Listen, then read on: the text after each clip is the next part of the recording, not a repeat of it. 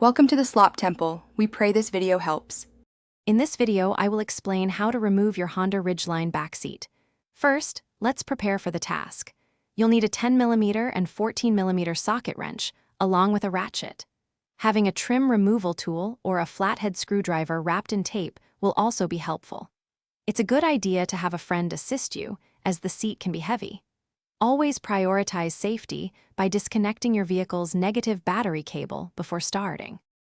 Now, let's get started with the seat bottom. Begin by gently pulling the plastic panels located directly under the seat cushions straight forward to detach them.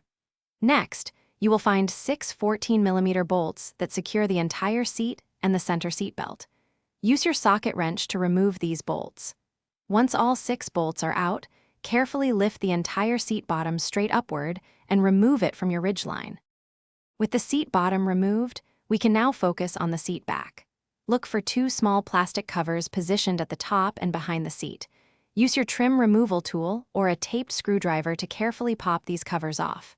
Beneath them, you will find 3 10mm bolts. Remove these bolts, then lift the seat back straight upward to disengage it from its mounting hooks.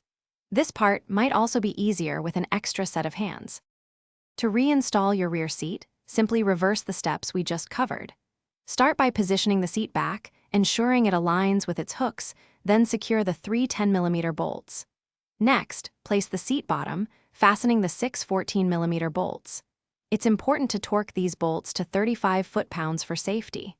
Finally, reconnect your negative battery cable and double-check that everything is secure and functioning correctly.